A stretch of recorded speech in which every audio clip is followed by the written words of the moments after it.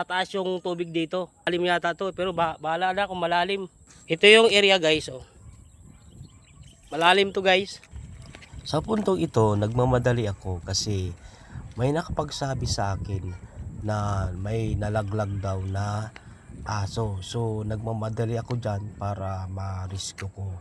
So may nakapagsabi sa akin na mga nagtatrabaho dito ay may nalaglag daw na aso. So ibig sabihin ayaw nila i-rescue yung aso, ayaw nilang i-rescue kasi natatakot sila baka makagat, kasi disturbo pa sa trabaho nila kapag makagat sila, ma-injectionan sila, ayaw nilang i-rescue yung aso. So ang ginawa ko guys, nagmamadala ko guys, ni-rescue ko agad yung aso kasi kawawa. Kapag tumaas yung tubig dito, sigurado ay mamamatay yung aso kasi mataas na creek to. Kita nyo naman na yung lagpas tao na sa yung kanal o creek dito. So ang ginawa ko guys, tumawid ako dyan para napuntahan yung aso dito sa kabila.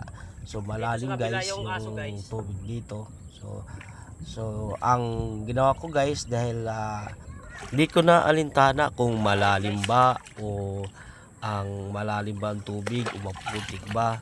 Basta ang iniisip ko lang ay ma-rescue yung aso kasi kawawa naman kahit na nalubog na yung isang paa ko. Ang ginawa ko guys dito guys ay nagdahan-dahan muna ako, baka bigla ko rin sugurin ng aso. So ang ginawa ko, habang papalapit ako ng palapit, tinitingnan ko muna siya kung nasaan siya para mahawakan ko. Dahil medyo matapang yung aso, dahil parang agresibo siya na lapitan dahil hindi nga tayo kilala ng aso. So ang ginawa natin ay dahan-dahan muna natin baka kasi tayo naman ay makagat ng aso.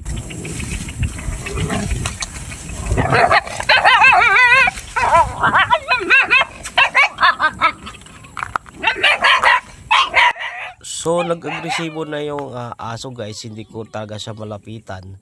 So sa puntong ito guys ay ginamitan ko ng chinilas para pag sakaling kumakagat siya ay chinilas muna ang makagat niya. Ang ginawa ko guys, habang tumatakbo siya ay sinusundan ko siya kasi alam ko na wala siya ibang matakbuhan kundi yung tubig lang. So humarap siya sa akin para kagatin ako. So yung ginawa ko guys, sinundan ko talaga hanggang doon sa dulo kasi alam niya na parang ayaw niya yata, hindi yata niya iniisip na ililigtas siya para mabuhay siya. Ginawa ko guys, na corner na siya at ayaw niyang lumog sa tubig at nahawakan ko sa liig.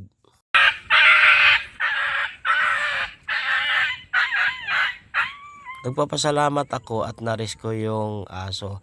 At maraming salamat guys at sana mag-ingat kayong lahat. At marami pa tayong matulungan na tulad nila. Thank you, maraming salamat guys.